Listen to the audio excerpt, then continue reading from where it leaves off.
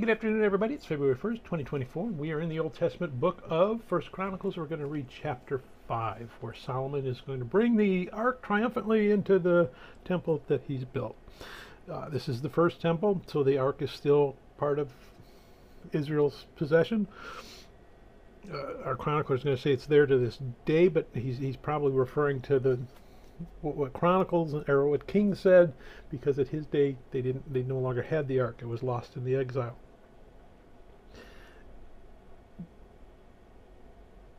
But what we want to see is that triumphant entry. We want to see all the people worshiping, and that great line in here, for he is good and his mercy endureth forever. And the presence of God fills the temple. God takes his place at the location on earth that he wanted to be.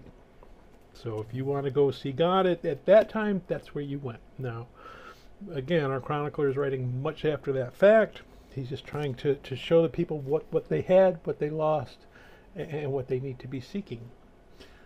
So let's go ahead and we're going to read 2 Chronicles chapter 5. So all the work that Solomon had done for the house of the Lord was finished, and Solomon brought in the things which his father David had dedicated, the silver and the gold and all the furnishings, and he put them in the treasuries of the house of God.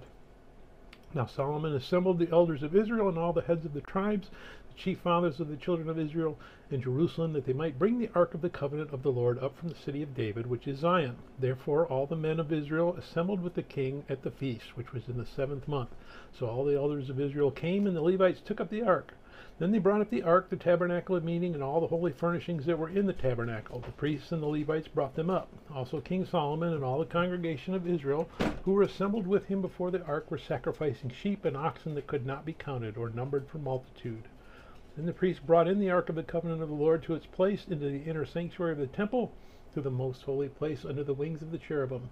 For the cherubim spread their wings over the place of the ark, and the cherubim overshadowed the ark and its poles. The poles were extended so that the ends of the poles of the ark could be seen from the holy place in front of the inner sanctuary, but they could not be seen from the outside, and they are there to this day.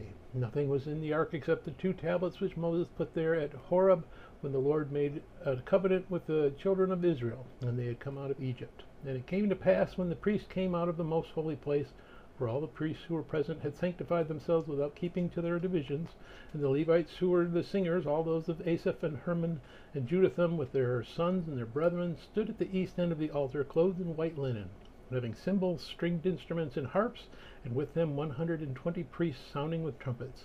Indeed, it came to pass, when the trumpeters and singers were as one, to make one sound to be heard in praising and thanksgiving to the Lord, and when they lifted up their voice with the trumpets and cymbals and instruments of music, and praised the Lord, saying, For he is good, for his mercy endures forever, that the house of the Lord, was filled with a cloud, so that the priests could not continue ministering because of the cloud. For the glory of the Lord filled the house of God.